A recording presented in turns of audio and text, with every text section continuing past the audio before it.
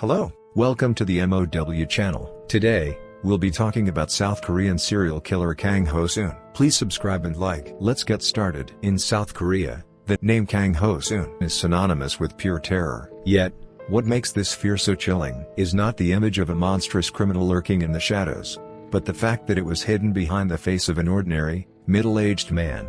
To his neighbors in a quiet residential area of Arson, Kang was remembered as a polite, hard-working family man.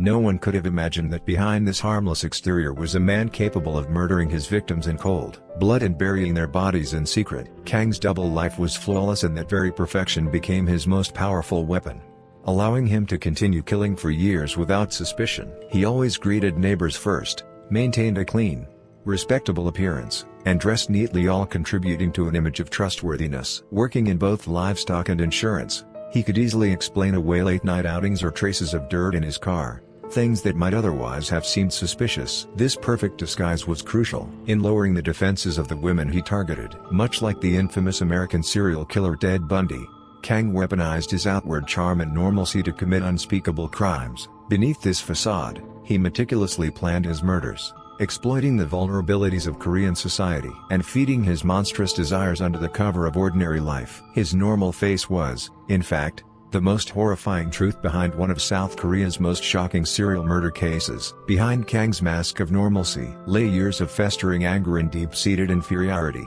To truly understand his twisted psychology, one must look at his unstable upbringing and complicated personal history. Kang's childhood was far from stable. A lack of social connection and repeated experiences of isolation left him with a deep mistrust of the world and the people around him. His relationships with women, in particular, were marked by repeated failures and losses. He was married 4 times, and these tumultuous relationships sowed the seeds of resentment and hatred toward women. The repeated emotional blows fueled his feelings of inadequacy, and he began projecting the blame for his misfortunes onto others. Seeing himself as a victim, Kang nurtured an uncontrollable desire for revenge against women. This obsession eventually manifested as violent impulses that exploded in situations where he felt he had total control. One key event worth noting is the 2005 death of his third wife in a house fire. The incident occurred at their home in Gyeonggi Province, and Kang collected a large insurance payout shortly afterward. Although insufficient evidence prevented prosecutors from linking the fire to his later murder charges,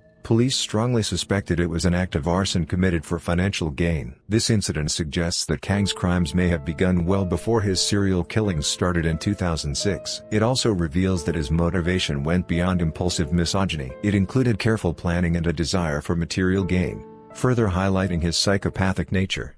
From the winter of 2006 to the winter of 2008, vast areas of Gyeonggi and Cheongcheong provinces in South Korea were gripped by an inexplicable wave of fear. Young women were vanishing without a trace in a series of disappearances that initially seemed unrelated. At first, police dismissed the cases as voluntary runaways or unfortunate accidents, but as time passed, a darker truth began to emerge. And behind that shadow was a seemingly ordinary middle-aged man named Kang Ho-soon. Kang's brutal killing spree began in December 2006 in the areas of Gunpo and Hwasong, just south of Seoul. His first targets were mainly young women in their 20s and early 30s, college students, office workers, karaoke hostesses, and even young housewives. On the surface, the victims appeared to share nothing in common, but there was one crucial link. Every single one of them was walking home alone late at night. Kang did not limit his hunting ground to his own neighborhood. Although he lived in Ansan, he roamed widely, from Gunpo, Ansan,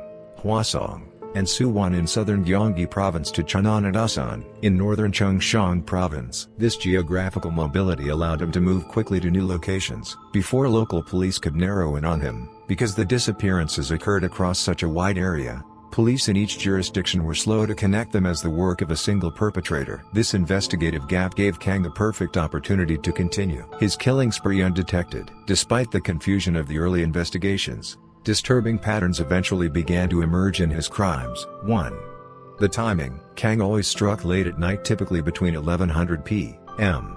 and 300 a.m., when public transportation was scarce and people were most vulnerable. He took full advantage of the darkness and their lowered vigilance. 2. The location. He often approached his victims near bus stops or on the final stretch of their walk home. It was in these seemingly safe, familiar places while victims waited for a taxi or hesitated briefly that a silver sedan would pull up. 3. The phones. In every case, the victim's phone was switched off almost immediately after the disappearance. This indicated that their phones were forcibly taken or destroyed, making it nearly impossible for investigators to trace their last movements. Kang's most effective weapon as a serial killer was his method of luring victims. Instead of overt threats, he disarmed them with kindness and false goodwill. Driving his silver sedan, Kang would approach lone women and offer them a ride home, claiming he was heading in the same direction. Other times, he pretended to need help with a broken-down car nearby. His neat, respectable appearance and trustworthy, middle-aged demeanor gave women a false sense of safety. That split-second judgment he doesn't look dangerous would become a life-altering mistake. Once the victim stepped into his car, Kang dropped the mask. The moment the door closed, they were completely isolated from the outside world. And under his absolute control, he would lock the doors, overpower them, and drive to remote mountain roads or deserted farmland. By the time the women realized who he truly was, it was far too late. Escape was virtually impossible. Another tragic reason Kang was able to continue his killing spree for so long was the police's initial missteps. Because the disappearances occurred in different jurisdictions, each police department treated the cases separately, often dismissing them as voluntary runaways or accidental disappearances. Phrases like "it's probably just a runaway" or "she's an adult who chose to disappear" became common refrains, and by the time authorities recognized the striking similarities between the cases and formed a joint investigation task force, many women had already vanished. This delayed cooperation allowed Kang to gain experience, refine his methods, and become even more dangerous. By late 2008, a breakthrough finally came. Investigators noticed that one victim's credit card usage coincided with Kang's vehicle movements, and the net around him began to tighten. Slowly but surely, the dark figure who had lurked undetected for years was exposed. At the end of this, the way Kang Ho-soon murdered his victims after abducting them was nothing short of a ritual, a horrifying process in which the monster buried deep inside him was finally unleashed. His crimes were not impulsive acts of rage. They were cold,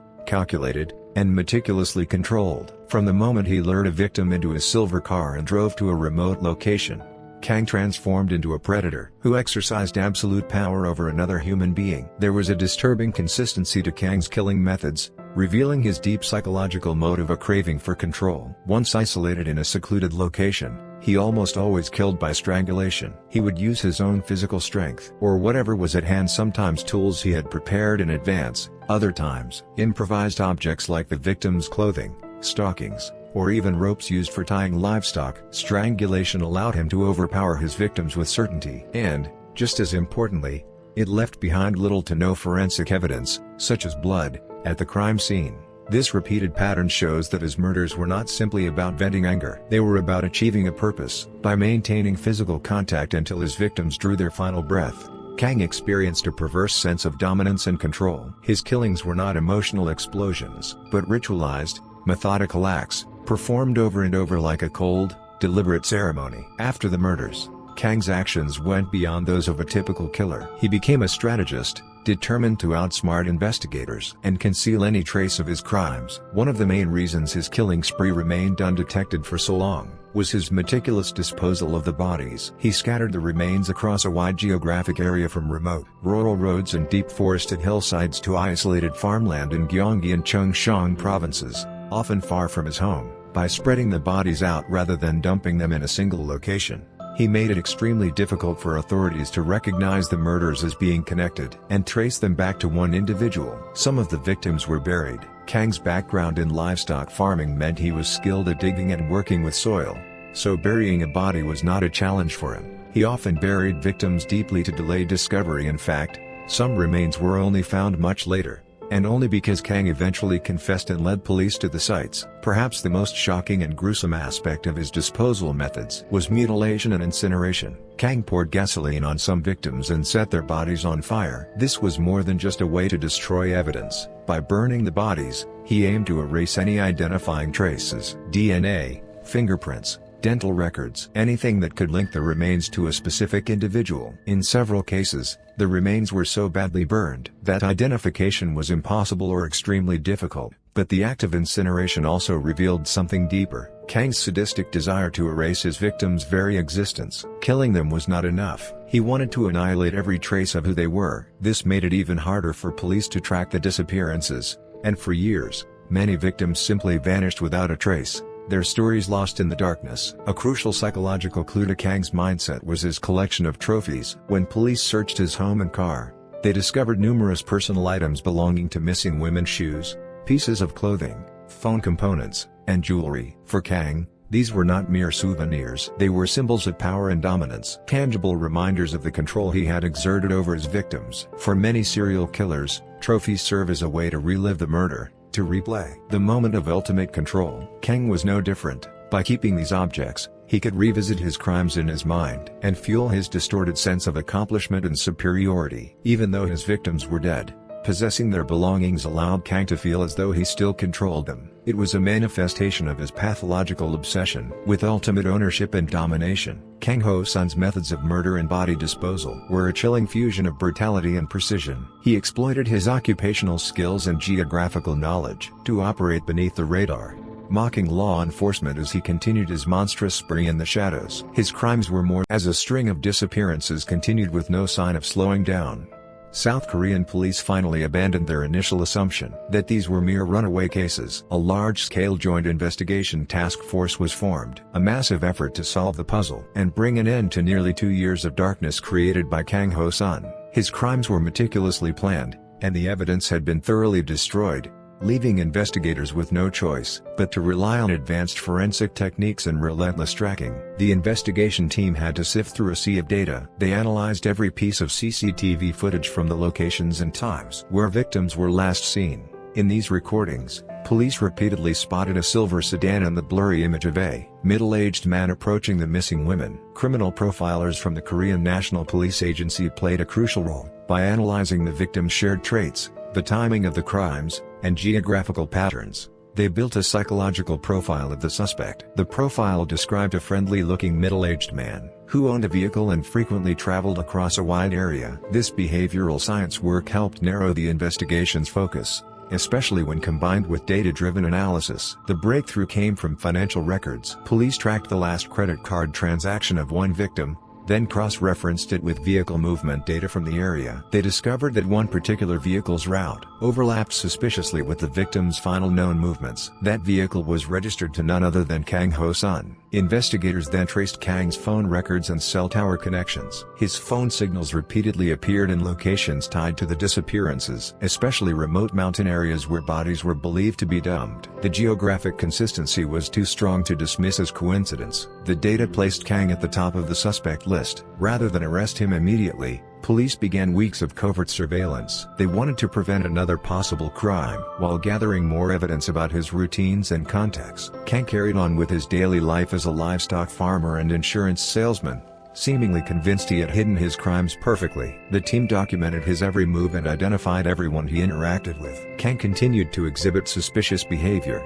often driving to isolated locations late at night. Finally, on January 24, 2009, fearing he might destroy evidence or strike again, authorities decided to arrest him. Kang was taken into custody near his home in Arson, Gyeonggi Province. Strangely, he remained calm and composed during the arrest. He offered no resistance and seemed almost confused as to why he was being detained. This chilling composure revealed just how skilled he was at controlling his emotions and manipulating situations. At the police station, Kang initially denied all charges. He insisted he had solid alibis and tried to maintain the image of a normal neighbor, but investigators had already secured evidence that would shatter his lies. Profilers, who understood Kang's high intelligence and confidence, used psychological pressure and logical arguments to break through his defenses. A textbook demonstration of the importance of behavioral science in criminal investigations. A search of Kang's home and vehicle uncovered answers to many of the unsolved questions surrounding the missing women. Inside, police found victims' shoes, clothing, phone batteries, and jewelry, all kept like trophies. Most damning of all were the items that tested positive for the victims' DNA.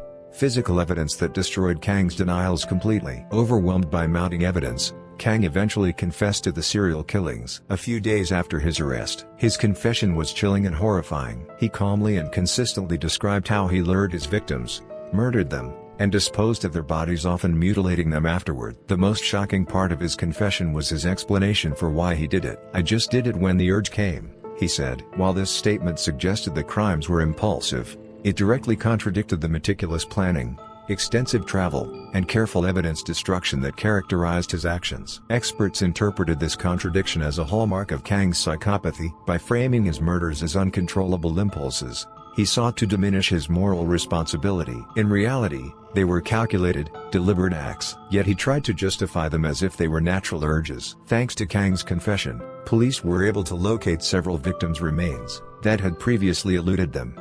In early 2009, the arrest and confession of serial killer Kang Ho-soon plunged South Korea into a state of horror and disbelief. This was more than just the capture of a violent criminal. It was a chilling revelation of how fragile the safety of ordinary life truly is, and how close evil can lurk without anyone noticing. The media reported on his crimes relentlessly, and the name Kang Ho-soon quickly became a nationwide symbol of fear. The case had a particularly profound impact on the lives of women. Stories of victims who vanished near bus stops or in quiet alleyways close to their homes forced women everywhere to confront a terrifying reality: they, too, could be next. Women grew fearful of walking alone at night, and parents became stricter about when their daughters returned home. Meeting friends or coming home alone after working late suddenly became unthinkable. The Kang Ho-soon case exposed just how vulnerable South Korean society was to crimes targeting women. His use of a friendly persona and a vehicle to lure victims created a deep social mistrust, making people wary of accepting kindness from strangers. But the case also raised painful questions beyond the killer's psychology. It revealed systemic failures that demanded serious reflection. Chief among them was the police's initial response. Despite a series of disappearances, authorities treated each as an isolated runaway case, and failed to recognize the possibility of a serial killer. This early investigative failure gave Kang the time and opportunity to commit many more crimes. The backlash over this misstep led to sweeping reforms in how missing person cases were handled. Police manuals were rewritten, interagency cooperation was strengthened, and a dedicated long-term missing persons unit was established. A centralized database was also created to integrate missing persons information nationwide. Structural improvements meant to close the gaps that had allowed Kang to operate undetected. Perhaps the most significant change came in the law. Public demand to reveal the identities of serial killers surged after the case. As a result, the Special Act on the Punishment of Certain Violent Crimes was amended, providing a legal basis for releasing criminals' names, faces, and other personal information. Often called the Kang Ho-soon Prevention Law, this shift marked a broader transformation in South Korea's criminal justice philosophy. From being solely victim-centered to emphasizing prevention and public awareness, Kang eventually stood trial for his series of brutal murders, as well as the arson murder of his third wife. During the proceedings, his cold, remorseless demeanor only fueled public outrage. Testimonies from victims' families turned the courtroom into a scene of tears and anguish, but Kang continued to show little acknowledgement of his crimes. In the end,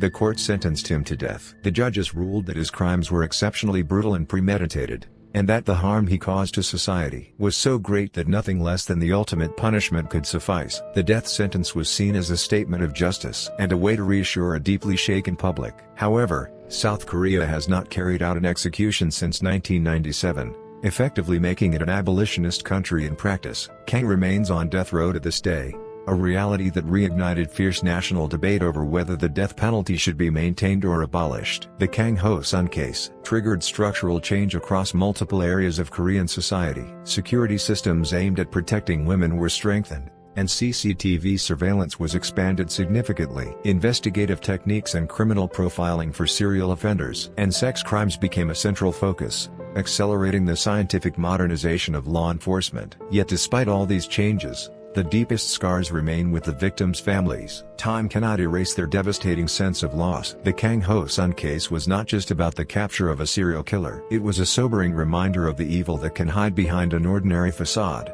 and of how strong society's defenses must be to stand against it. It remains one of the most unforgettable tragedies in modern Korean history. Today's episode was about a serial killer in South Korea. Please subscribe and like. I'll be back tomorrow with a different story. Thank you for watching.